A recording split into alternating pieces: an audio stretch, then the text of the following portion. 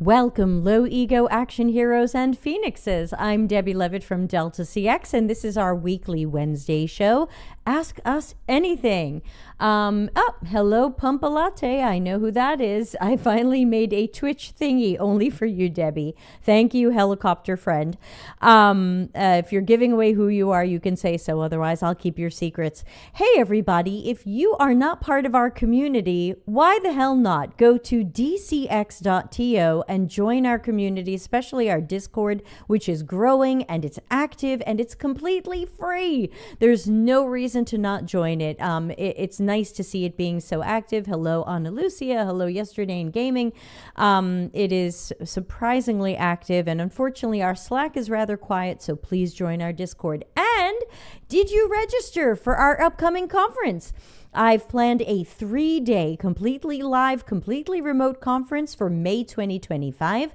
I've designed it to be everything you need and completely affordable. So go to dcx.to and follow the link and the navigation to the Delta CX Hive 2025 conference. You'll be glad you did. Hello from the kitchen table. Yes, that is Melanie Levy, who is working at my dining room table some meters behind me. Hello, Melanie. Thank you for joining my show. Sorry about the delay because you'll hear me and then hear me. So let's bring in our always special guest. Hey, Marjolaine. So don't forget, if you have a question to ask, you can ask it at dcx.to/Q, or you can put it in the chat and it will come up on the screen. I see Dr. Nick practicing his pointing. Let's bring in Dr. Nick, because it is the second Wednesday of the month, and that means it's Dr. Nick time. Dr. Nick, how the heck are you? Yeah, I'm good, thank you. Not bad. It's a weird world, getting weirder. So, yeah, I don't know how you're finding it. I'm really disgusted with LinkedIn these days. Not disgusted, that's the wrong word, but finding the value difficult to find, if you know what I mean. There's an awful lot of just nasty, cheap self-promotion and AI slop. In between that, it's slim pickings. It's hard. Totally agree, and we might end up talking about that later, but we did get a question ahead of time.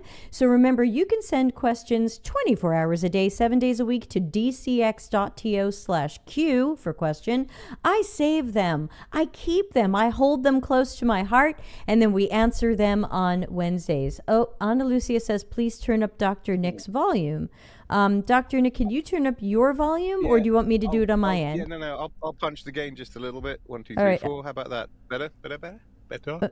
Or maybe bring your mic a little closer 3, 4. to you. That looks better. Oh, yeah, Ana Lucia, how's that sound?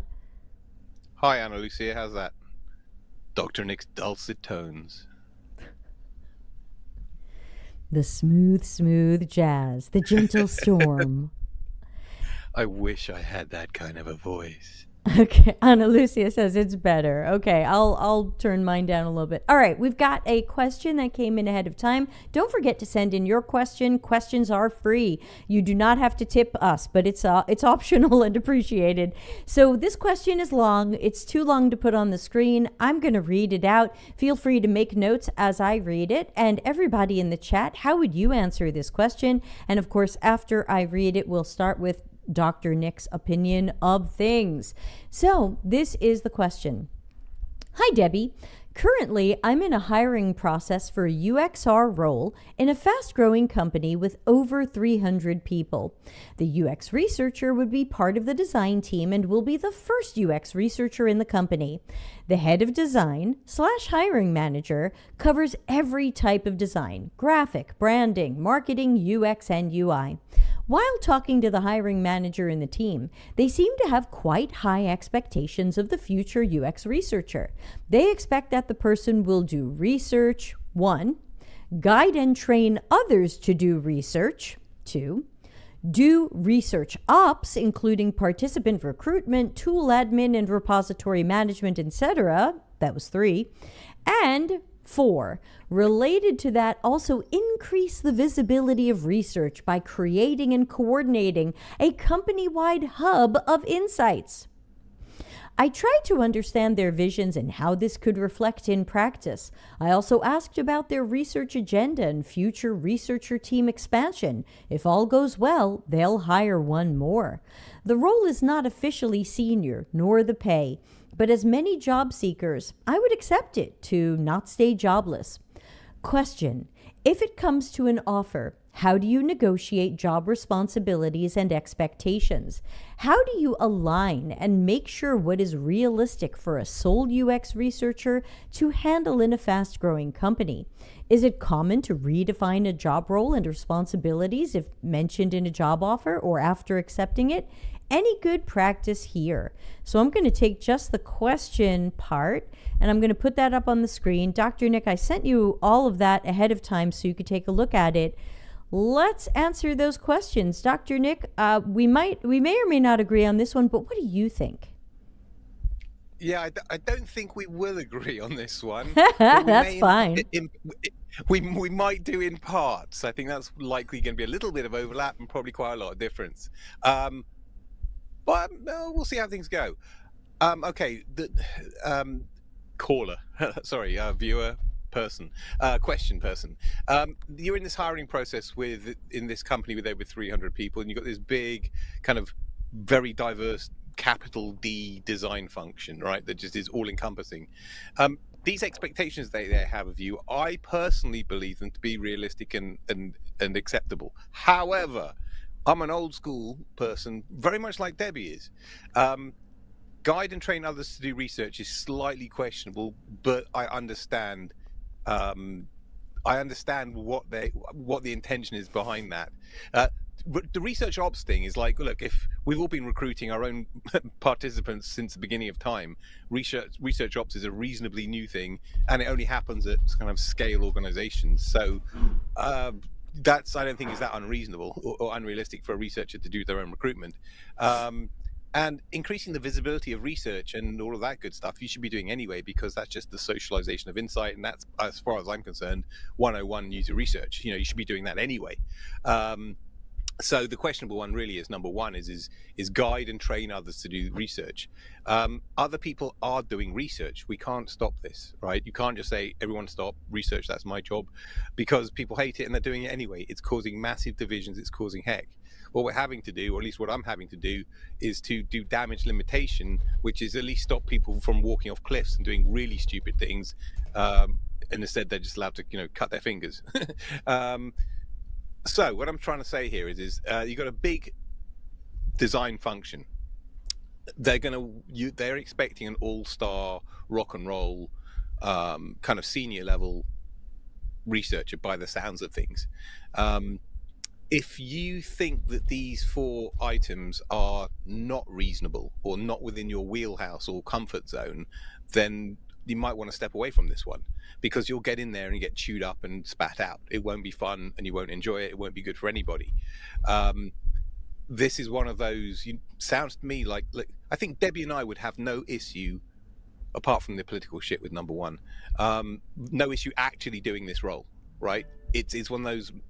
I would have some issue with it. Okay, fine, but I could do it. I could do this role. I could handle these requirements if they are the requirements. But that's just me on my journey, and I'm a weirdo these days, or even more so, the exception these days rather than the rule. Taking into the actual question, if it comes to an offer, how do you negotiate responsibilities and expectations? If you start negotiating on some of these things, if they are hard requirements, then it'll knock you out the recruitment process, presumably, because it'll be like, well, why are you negotiating what we need? Do you know what I mean? If you're trying to negotiate it out of the package, then the value isn't there for what we need. I know it's a shit market. I know it's awful. I know you need this job. But getting a job to then get in there to be either out of your depth or just not comfortable, that's no good either. On the flip side, if you keep an open mind, you can learn really, really fast in one of those situations. Whether you're learning the right thing in the right direction or not being bullied by the masses is a completely different question. So that's my view on this. I think you're possibly in a sticky situation, like you're in the recruitment funnel, but the demands or the expectations seem fairly high. That's me. I don't know how realistic or whatever, but that's just my opinion. It's my straight up opinion, which is what you're always going to get. Over to you, Debbie. That's why we have you here. So first, let me read a couple of comments from the chat, and then I'll give you my answers here. So we've had Maria Lane said, looks like a team of one. Anna Lucia says they want a senior researcher, but they don't want to pay for one. Pumpa Latte says, I'd say if you like hectic job environments and wearing a lot of hats, take it. I like having a lot of responsibilities and jumping from task to task, but it's not for everyone. If it's not your jam, you can burn out very easily. I enjoy chaos, but not everyone does. And since I know who Pumpa Latte is, that person is being honest. Yesterday in Gaming says, good to ask clarifying questions because maybe the UX team didn't fully vet the posting. And this is just more of a generic copy-pasted, we want it all posting pushed out by HR. Great comments. Thank you, everybody, for joining and contributing. So here's the way I see it. I am not sure I could do this job, mostly because I would be so here are the clarifying questions I would ask, especially because I think Yesterday in Gaming's on the right track here. I want to know what percentage of my time do they expect me to devote to each of these things? So if you want to ask somebody to wear a lot of hats or do a lot of things, I'm not necessarily against that. And as Nick pointed out, we could both do this job. But the question is, if you're going to ask me to do all of these separate things, and I've got the question up on my screen, I know people can't see it. So, and as Nick pointed out, we have to do research ops anyway. So I don't think that's anything special. But if you expect me to guide and train others doing research, what percentage of my allocation goes to that? Because then it's not rubber on the road for my projects. I'm not getting my work done if I am teaching others or reviewing their work or sitting in on their sessions or whatever it is. So what percentage of my allocation goes to being a professor? Then you've got create and coordinate a company-wide hub of insights. That also sounds like standard fare for a researcher. I'm not sure that is that strange. Very often we are supposed to create repositories or add to Confluence or documentation so that people can find more about our research project. So that to me sounds like also just part of doing a research job. So I didn't think that sounded special. And then we've also got do research. Yeah. So I think the main thing that I'm concerned about would be how much of my job is me getting to do the research? How much of my job is me guiding and training others? Because I can't do both at the same time. And the more that I'm guiding and training others, the less of my own work I'm doing. So I would definitely want to learn that. I would want to know from my manager, oh, sorry, I've got my volume way up high and I just scared myself. Yikes, it was incoming email, scary sounds, which you can't hear. So I would also want to know, how am I going to be judged? Are you judging me on how well I guide and train others? Like, is that going to be part of my performance evaluation, or is that just a nice to have? So I think we also have to get a better understanding of those expectations. I'm also checking on how much autonomy do I have. For example, if someone says, hey, we really shouldn't move forward until we learned these 5 or 10 things about user behaviors or user needs, do I get to pick what that research study looks like? Or do I at least get to partially pick how that looks like? Or is someone going to tell me, cool, you're the researcher, do a survey, have the answers tomorrow? Because I generally don't want the job where I don't have at least some autonomy to say, look, if this is what you want to know, this is the study that we create. And I would like to have the time to do that well versus being given no time. So I think that I wouldn't necessarily reject this job. I don't think I would negotiate this job. I think, like Yesterday in Gaming said, I would have clarifying questions to try to figure out, how am I going to be judged? Do I get to be more self-directed? And will I be treated as the research expert who gets to plan my own studies? Or am I treated as the pair of hands that runs a survey when someone wants a survey? So that's what I'm thinking. Dr. Nick, anything you want to add to that? Yeah, I'm just rereading it because I'm not entirely sure. There's the piece of information that's missing, I think, is is this person going to be the first researcher supporting this massive Yes. multi-practice design team? Yes, Wow, first that's also researcher ever. yeah, that's a whole big, massive deal. You're gonna have to have broad shoulders. I don't care who you are, where you come from. That's me and Debbie, everybody else. That'll be not a rough ride, but it'll be a journey of discovery, right? For both of you. You're gonna get overloaded with work.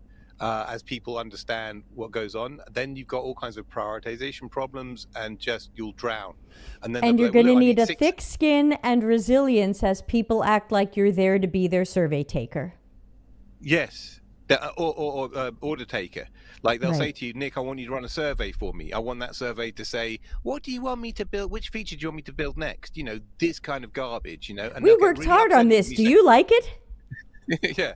And then they'll get upset at you when you push back at them, right? Right. They'll be like, Nick's got a bad attitude. He's not a team player because Oh, he won't yes. do what we're saying. I That's mean, right. it's ridiculous. And that's what will happen.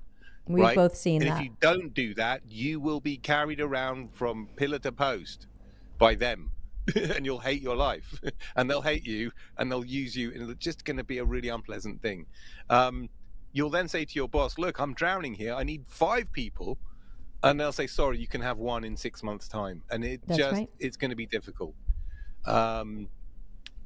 It's all of our responsibility to raise maturity all the time. But when you are the first person in, there's like a mountain of immaturity to kind of crack, like a wall of ice. You have to crack first, and that's a whole specialist.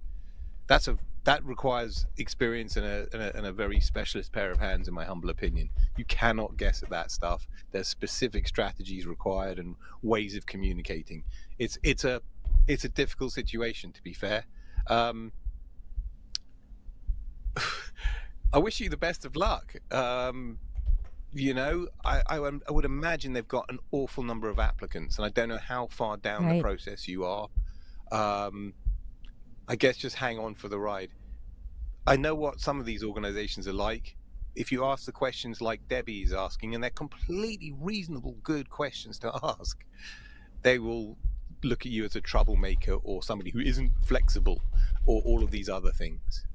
Right, just because you want to know how you're going to be judged, performed, how do you prioritize over, all of the stuff that's going to come up. If you ask the sorts of questions that Debbie asked, it almost shows you're a little bit too senior in your thinking, and they want somebody a bit more stupid, junior, and naive. That can happen. Thank you to What a Dom for joining us and giving a first-time Twitch chat. Very cool. And Dom's from our community, of course. And Dom says, I had an interview with Global in London recently, and they put me off with all the negativity of starting and being the first UX researcher. So that is not going to be for everybody. I used to love being the first UX researcher, the first UX person. I've got lots of it on my CV.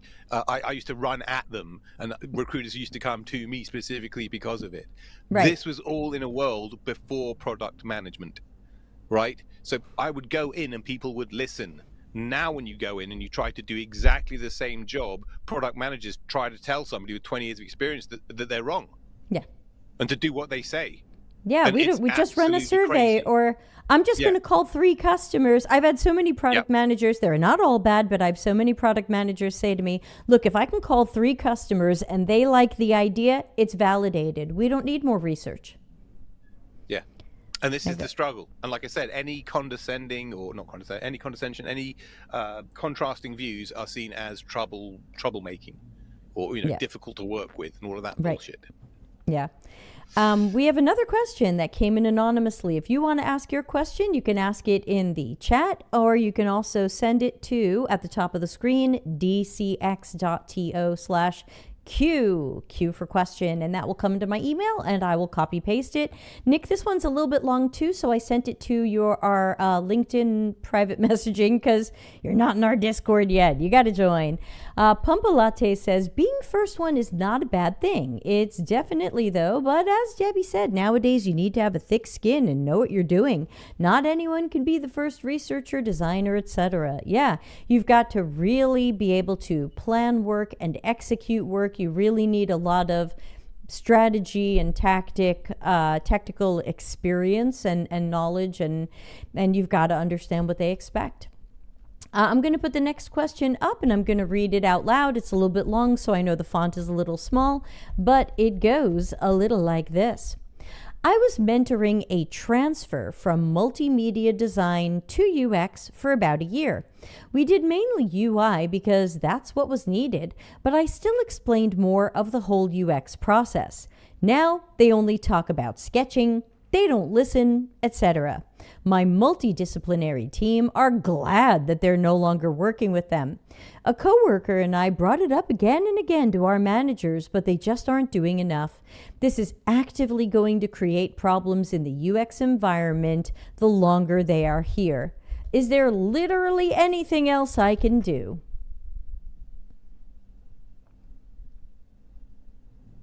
Nick, did you find it in LinkedIn? Yeah, no, I found it. I've read it, and I'm just trying to process it. I'm just trying to pick out the problem. So it sounds like there was a junior that this person was mentoring. They were new to UX. A lot of the work ended up being UI, but this person still tried to teach them about the UX process.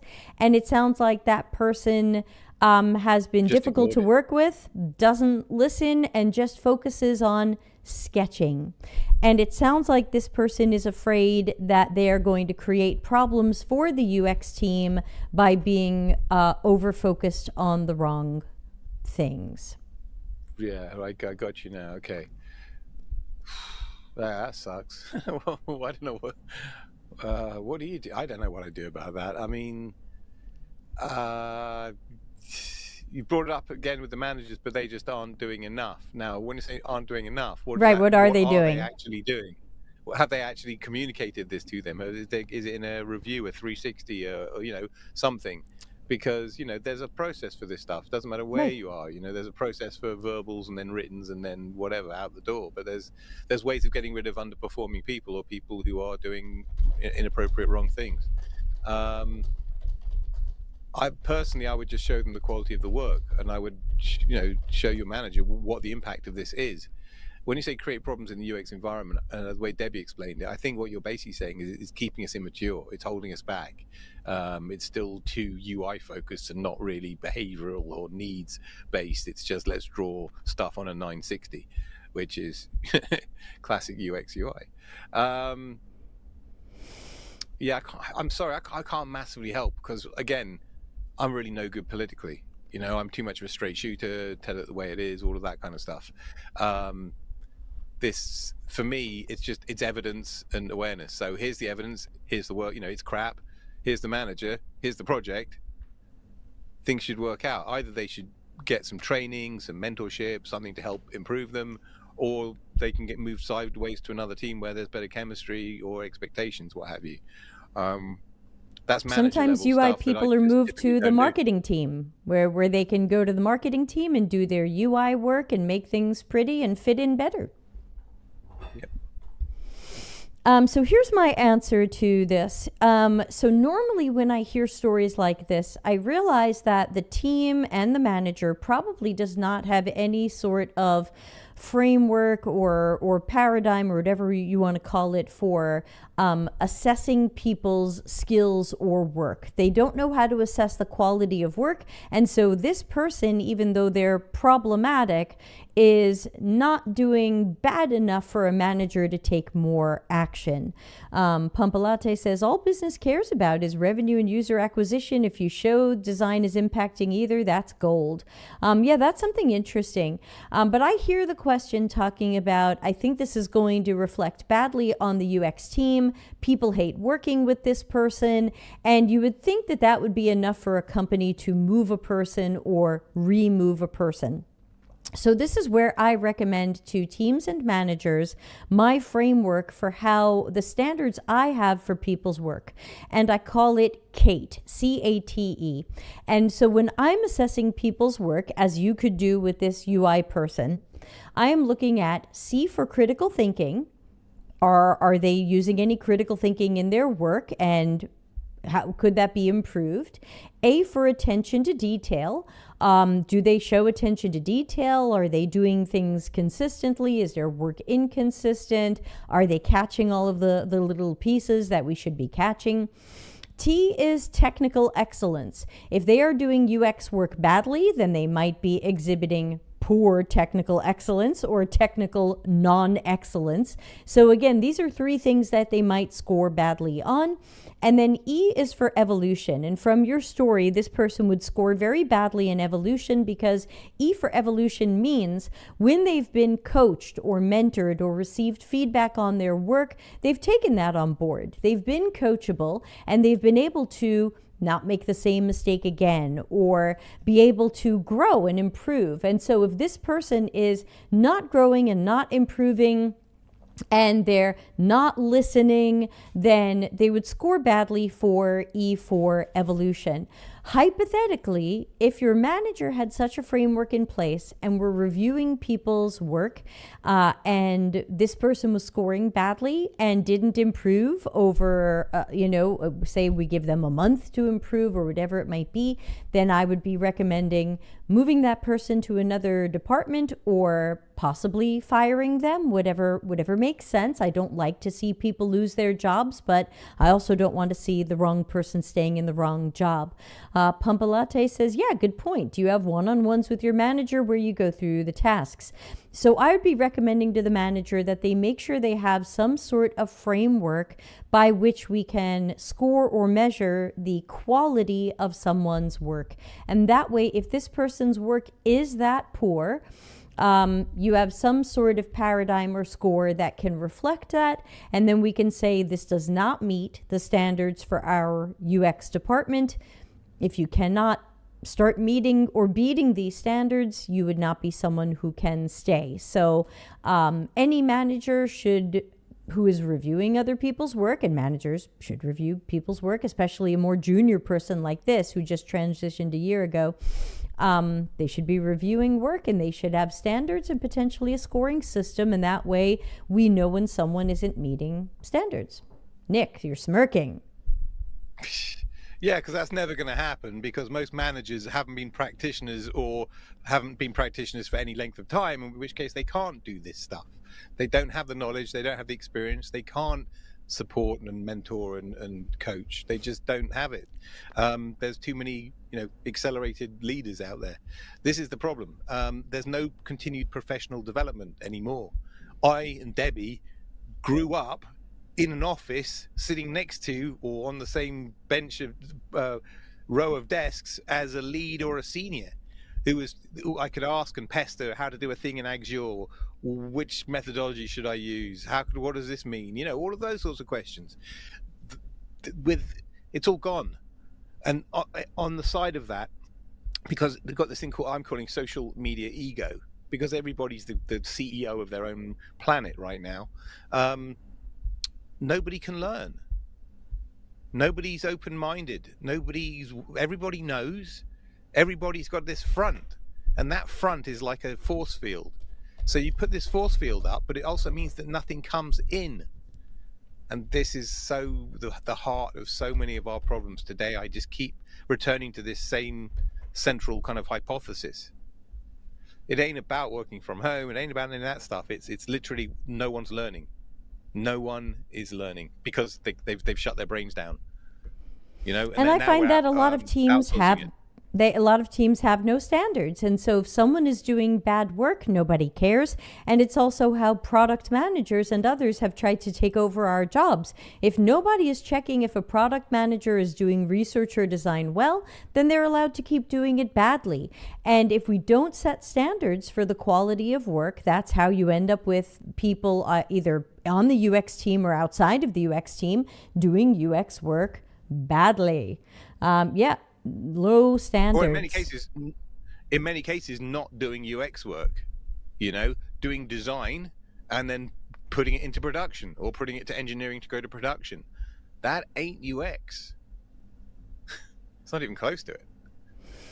So, yeah, this is the problem. No one will listen, no one will learn, and all the seniors are on the outside with the knowledge that's needed to make productivity and finances go up.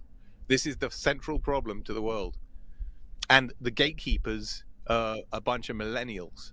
That's the problem, because they're as guilty and as culpable as the Gen Zs who are acting really badly. But it's the same behavior, the same social media ego. It's it's the second half of the millennials. Old millennials, no problem, but young millennials, nightmare. And this is it. It's tiers and tiers of inverted pyramids of cluelessness. And business knows this. Business is making them all redundant in massive volumes because they weren't driving value. It costs a lot of money to do this bullshit market research that takes weeks and months to come back that doesn't move any needles. Who needs that shit? Who needs a glorified designer who makes really fancy designs that never get tested? And the designer thinks they're God's gift. It's really bad. Sorry, I'm starting to rant a little bit, but I could do that all day. Well, luckily for you, our next question is a rant. So you might feel right at home. Our next question... Oh, are you still with us, Dr. Nick? Yes, ma'am. Okay. Carly Grace says, I'm a young millennial. Well, I'm not going to point any fingers at you, Carly Grace. So our next question says, question/rant. Yesterday, I was at a second interview for a lead product designer. They wanted to see my design process. So I showed the discovery, the final design, followed by all the failed designs, and then how I got to the final design. Then how I conducted the UX research to validate the designs. But it all felt flat, and there was horrible engagement from the 4-person panel. It feels like UX recruitment is plain broken now. How do we fix it? How should we actually do these case studies? This is where I wish this was like a call-in show, so I could interact with the caller, rather than they're live in the. They're live here. You can say things. I'd like to know, when you say it fell flat and there was horrible engagement, was that just like dead silence or really shit questions? And right. What does that look like? Yeah, because. Or horrible engagement was, they got the wrong end of the stick, interpret it in a really super weird way. Ooh, am I cracking up? There was a quick blip, but I hear you now. Okay, cool. Sorry. Because my video has gone very staggered. Hang on. Let me just kill this video. Hang on a second. There we go. If they got the wrong end of the stick, that's difficult. You end up being all defensive and like trying to get them back on the right track to see things the way that you wanted to see them. Or it feels like maybe they just didn't get it, like kind of tumbleweeds, and you blew their minds a little bit, or they just didn't connect with it because you're doing advanced UX and they're doing very basic UX. I don't know.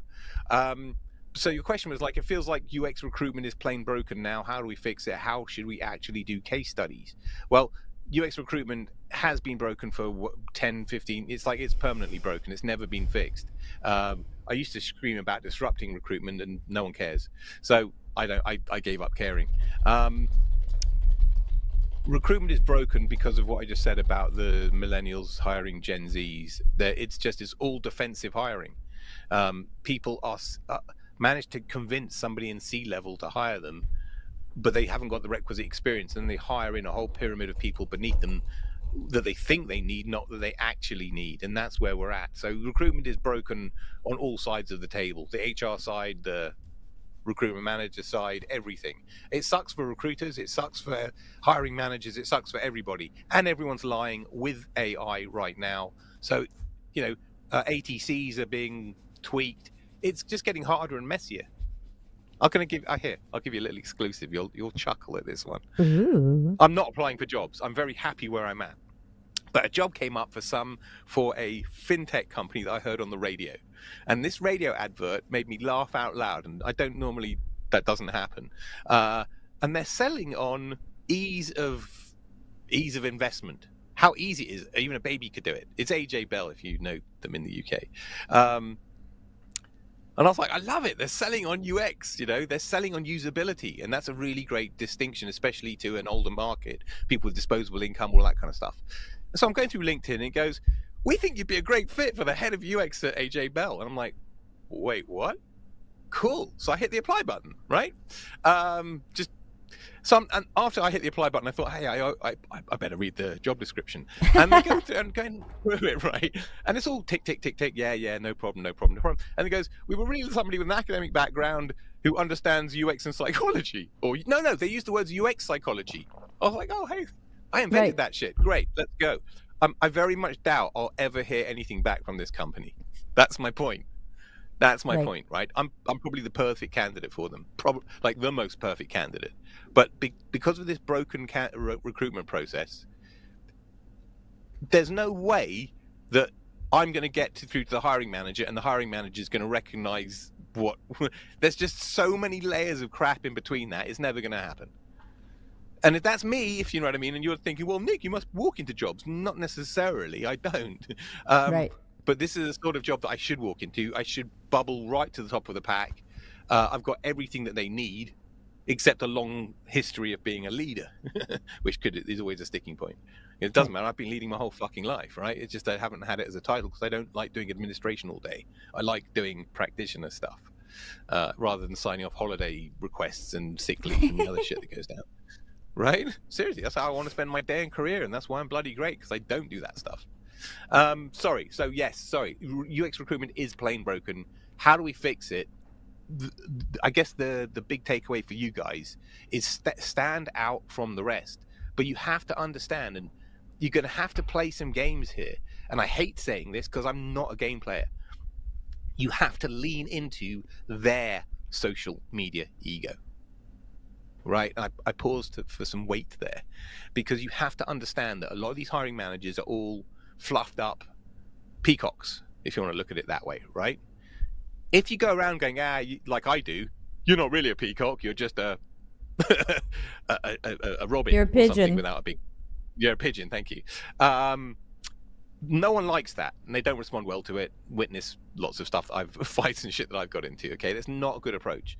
The smart people, which is the sort of thing that I can't bring myself to do, is you stroke them, and you know what I mean? You lean into it. You know, wow, I've seen you on LinkedIn, I'm so impressed by you, and all that bullshit flattery stuff, right? That's probably going to get them into a better mindset to then have some kind of discussion, right? Or see what kind of work I am. I'm the different kind of a user researcher. I'm a user-centric one. I'm used to working agile and working with a design partner. You know, let me talk to you about the benefits if that's not familiar with you, because it can really help your team.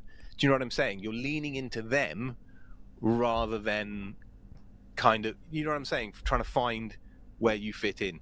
That's the best that I've got for you, because it is ultra difficult.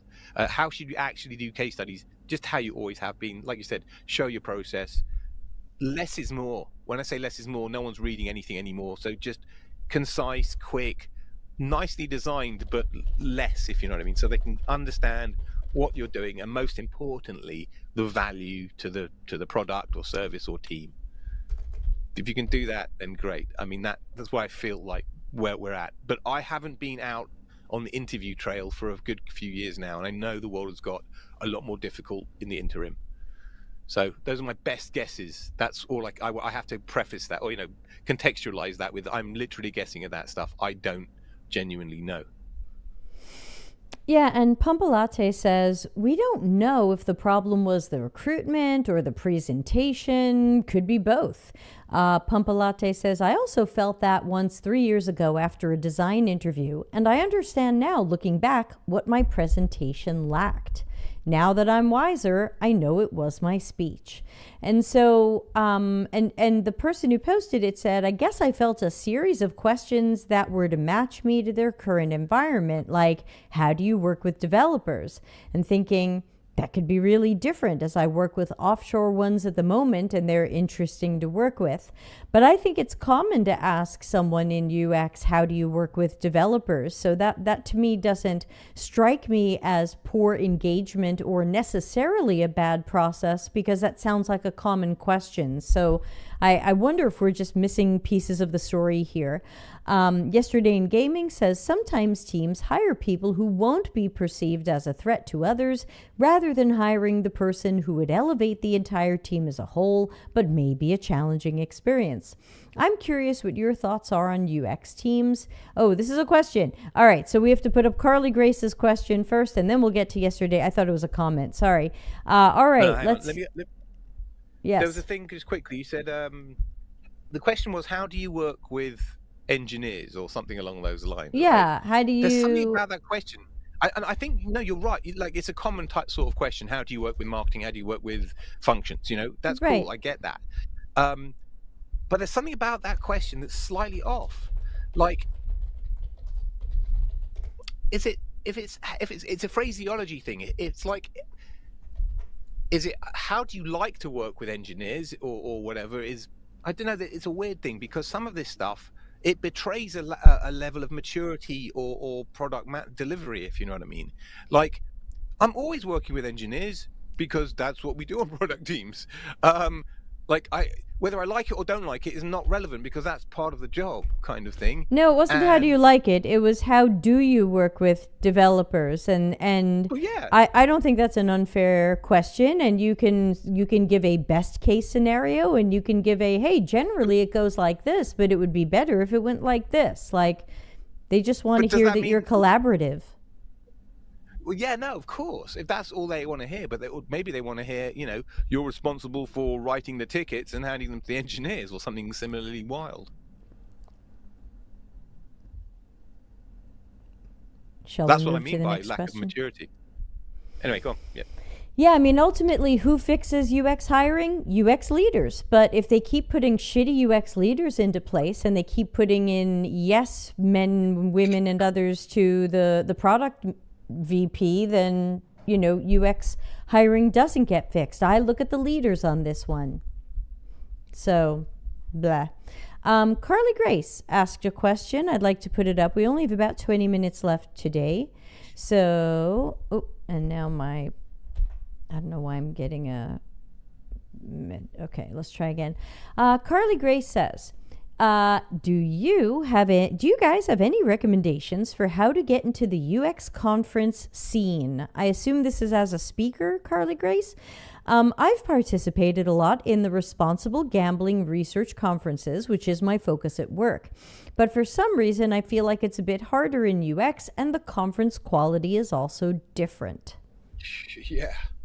Yeah. Conferences also, I gotta say, like, there's some, I had a very mixed year of conferences last year. There's some really good ones and some just really bad ones. The problem is this. I'm a neuro, so I'm always going to take it to the macro level. The problem is like curation.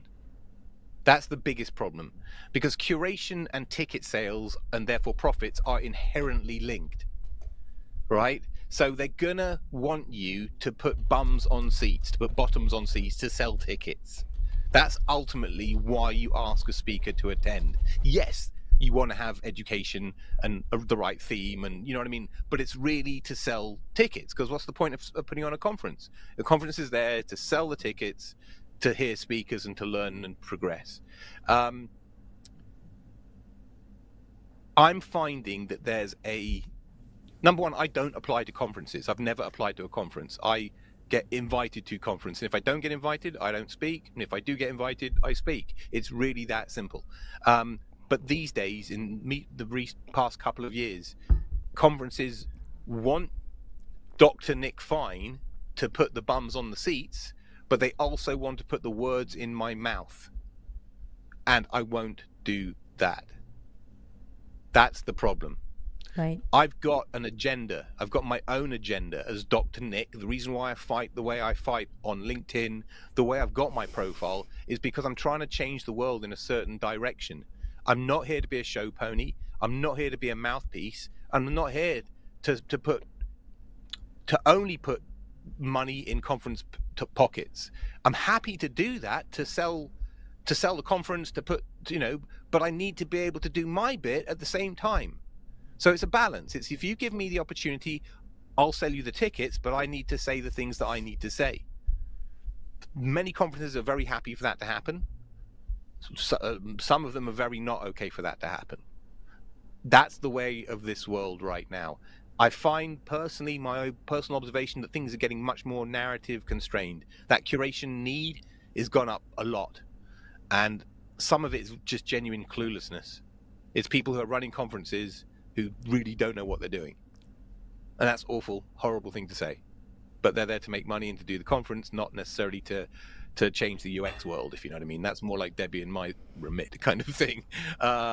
So I wish more people like me and Debbie could get more airtime on more stages to move more needles. But I'm getting away from your question. How do you get into the game? Let me tell you something, by the way. It is a game. It's a sub game. It's a side quest of the bigger UX and digital game. I've spoken to a number of speakers over beers, on boats, or, in different places, who I've challenged their content and said, you know what, that's not strictly true, and I can evidence it. And they go, yeah, but it makes for a great story and the audience loves it, blah, blah, blah. And you're like, wait, what? These are people here who are coming to learn from you so they can take it into their job on Monday morning. And that's where things get messy. So how do you get into it? You're going to have to learn to play that game. That's the bottom line, because you won't be speaking on the circuit if you don't learn to play that game. I think people take me begrudgingly to sell tickets, but for everybody else, have an interesting topic that's relevant in today's world, which is probably something to do with AI, and that's basically it. Oh yes, make sure you smash the first one, because then when you get really great feedback, you use that as evidence for subsequent ones. But I'm not sure you want to get into the conferences these days. I'm not entirely sure. I think the conference format may well change in the next few years. Yeah, and Carly Grace responded that the few UX conferences I've been at, I feel have been pretty low quality. I got my coworkers to think about some of the stuff that was said once, but many others aren't critically thinking about the talks. I find that a lot as well. And I think you have to ask yourself, what am I doing and why? Because many UX conferences are disappearing. A lot of them are gone. They're out of business. They're crappy. That's why we built the new Delta CX Hive conference for May 2025 around what people told me they were sick of from UX conferences and what they really wanted that they weren't getting. So I've curated something that I believe is magical. I hope people will please sign up for it. I've also made it extremely affordable. So please check it out. It's linked from dcx.to homepage. But and by the way, the money doesn't go into my pocket. I am splitting it across all of the speakers. And there are speakers who will make more money than I will at this because of how I'm splitting it. So look for that as well.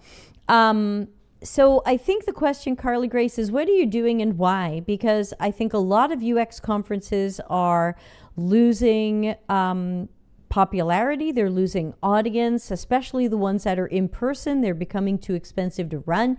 And most of them are telling me they have no money to pay me. Some of them give me a flight and a hotel and nothing else. The few that are giving me some money, I'm speaking at. But I'm at the point now where if I'm going to lose money speaking for you, I just don't want to do it. But I did a lot of conferences, especially before the pandemic, where I definitely lost money on them, especially in America, where I had to pay for my own flights and my own hotel, and they gave me nothing. So, but I definitely won't pay to speak at a conference. I don't want to pay for registration. I don't want to pay as a sponsor. But I think that's part of the game that Dr. Nick's talking about. Very often there is a game here, and part of that game could be controlling what you say, as Dr. Nick said, though that's rare. That doesn't happen with me. Some of it could just be, we don't want to pay you. We expect you to come make our event awesome, and you get nothing.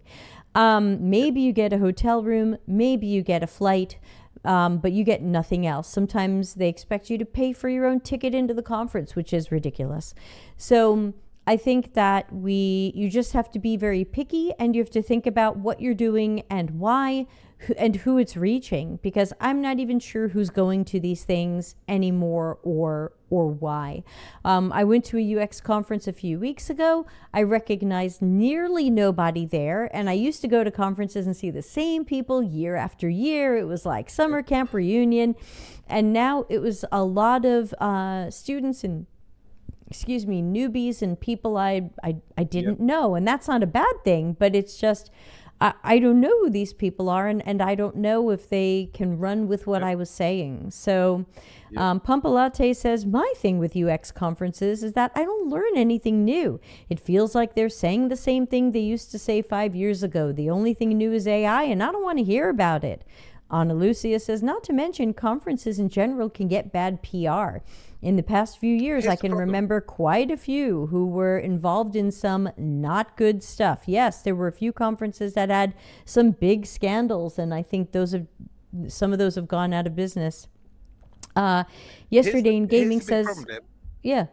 Oh, sorry, go on. Sorry, I was just going to say, Yesterday in Gaming says a lot of UX conferences feel like a pep rally rather than a real discussion about the state of things, which is why I've made my conference to be the no bullshit conference. I hope people will check it out at dcx.to. Please register. I made it wildly affordable, and I don't pocket the money. What else can I do for y'all? Why are you not going? So I guess Carly Grace, I would say walk, don't run towards UX conferences, because I don't think they're that important. I don't think they're that important for networking the way they used to be. I don't think they're that important for thought leadership. And if you're not learning something from the event, then you don't need to be there. And again, that's why I tried to curate my conference to be the stuff a lot of you said you weren't hearing about at other events and you wanted to hear about. So feel free to be picky. Maybe you don't want to even go to these, let alone speak at them. Nick, something to add before we get to our last question? Yeah. Look, the problem is, look. I'm not talking about Hive. I'm talking completely separately. In the wider world, check the set list. Check the running order. You know, the speaker list. Set list. Now you're gonna get VPs and heads of, and you know those sorts, because they put bums on seats. You know, I've got the head of product for Airtable, or I don't know, some other Silicon Valley brand, right? Okay, right. Fair play. And that might be a keynote or two. But if that's the whole roster, run away, right? Because you're probably a practitioner, right? You want to hear from other practitioners, or you want practitioner level knowledge. When you get a leader or a manager, they talk about different things, and they're not necessarily applied or from a place of personal first-hand experience. And these days, and they can't tell you the truth. That's the bottom line. They can't tell you the truth. They can't show up on a stage and go, my department is a fucking mess. Our leadership are dicks, and we don't get any of the budget we need. And they can't, because they should, like the conference I was just at, they had the head of design from Nordstrom and the head of research from Nordstrom, and they seemed like very nice people, but there's no way those people are going to get up there. And I don't know if this is true or not. I'm just making it up. But let's imagine that Nordstrom is a behind the scenes mess.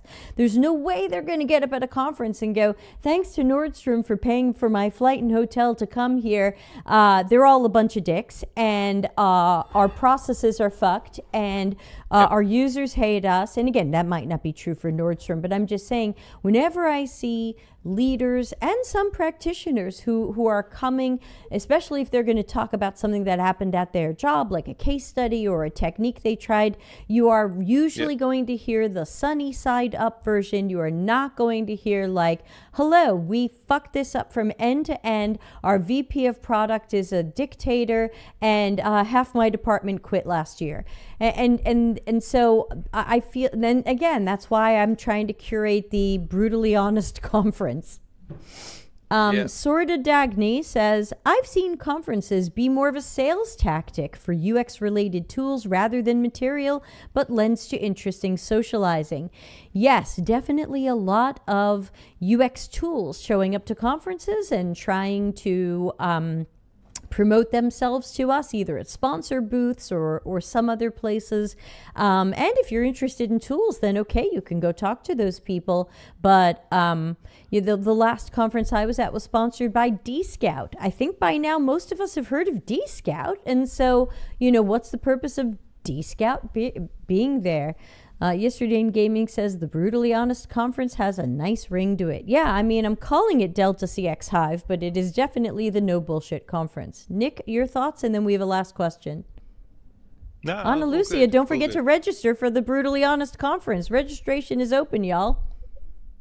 What we really need is a user-centric conferences to be user-centric. Like, it would make most sense to talk to people like Debbie and I about how to curate and run your conference, because we know the audience better than most.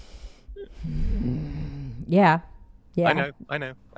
You and I are not going to tell the stories about the people we could tell the stories about. I'm sure we're thinking of certain people.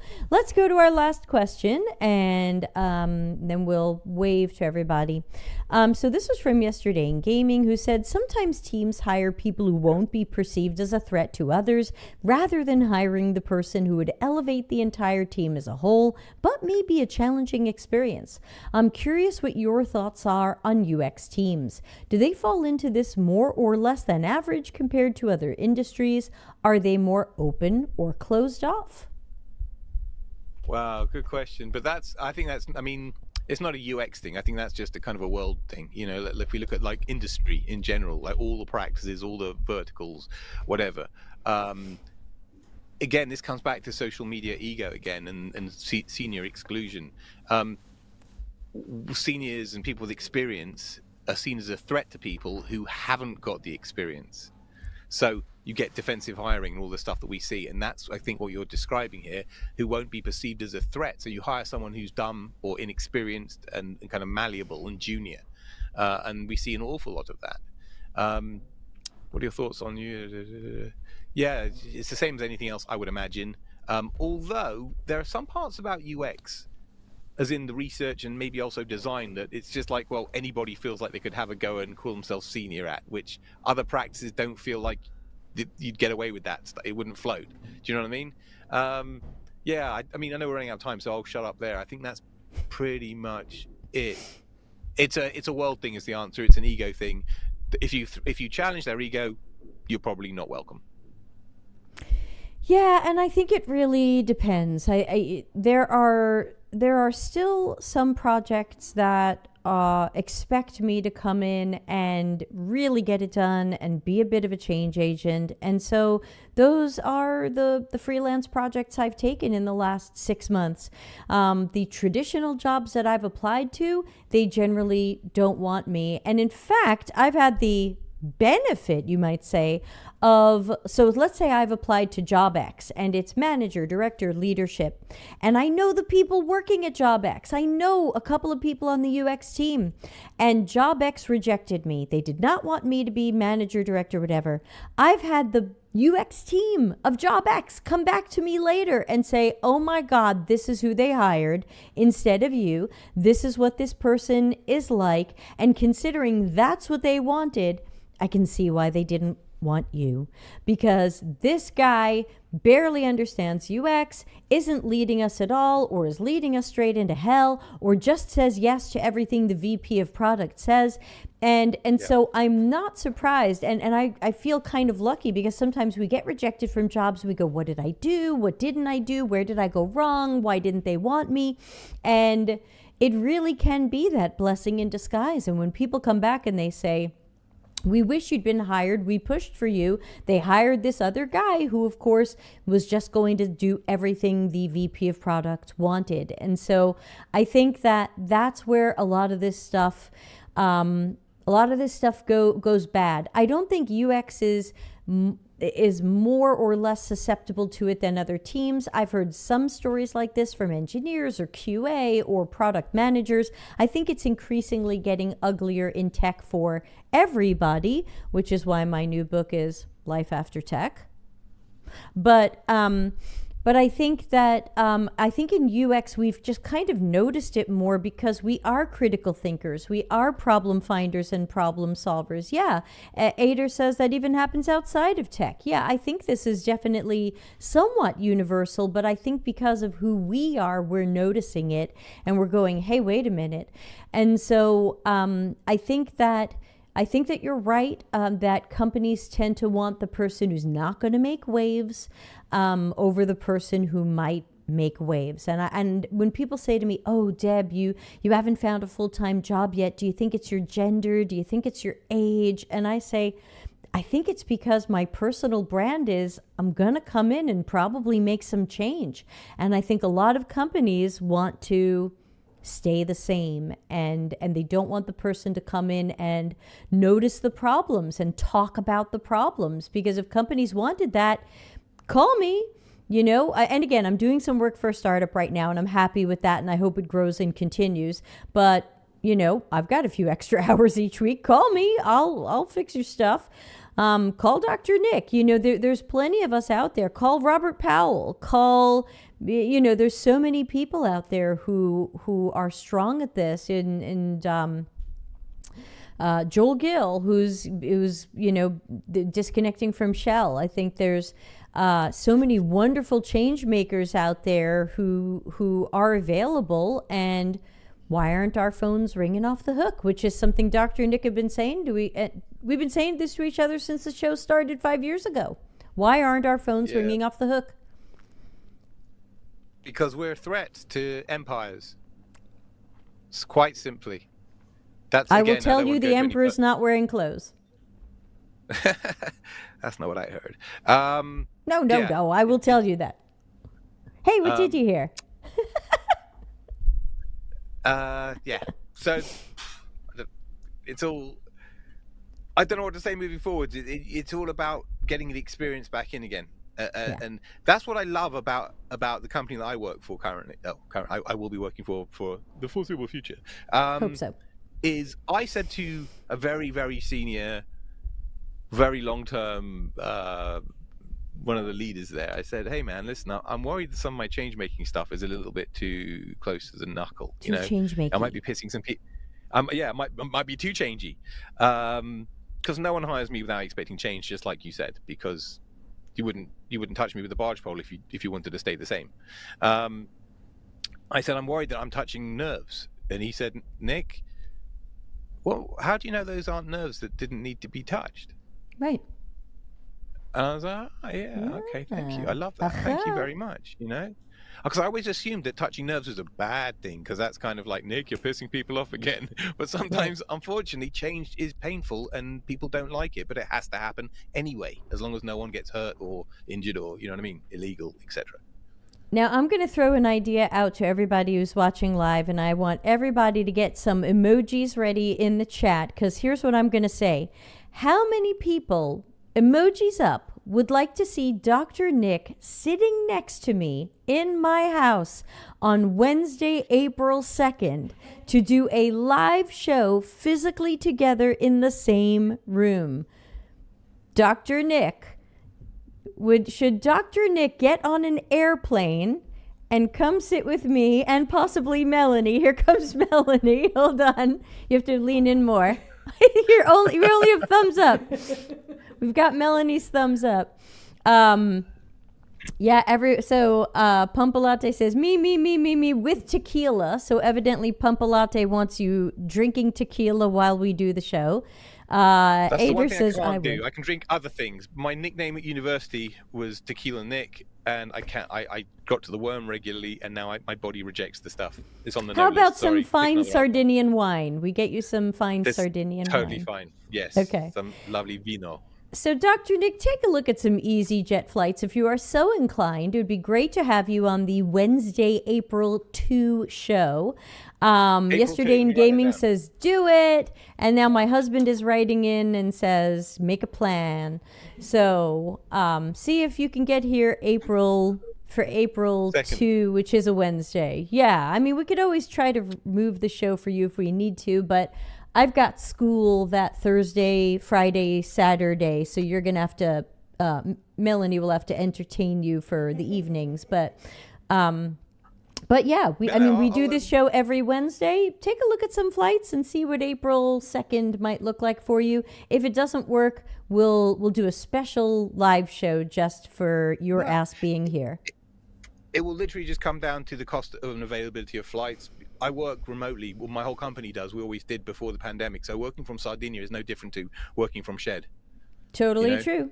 We've got Wi-Fi here out in lovely Sardinia. Yeah, all right. Sometimes. Yeah. So yes. so with that, I'm going to start our background music to say that we're wrapping up the show for today. I will see everybody. Let me check when our next show is. Next Wednesday. We don't have anything before next Wednesday. I don't have a Take Action Tuesday planned, so we're just going to do next Wednesday. Nick, thank you so much for joining. Everybody follow Nick wherever you can and send him emojis and send him a few quids so he can buy a flight. Bye. See you soon.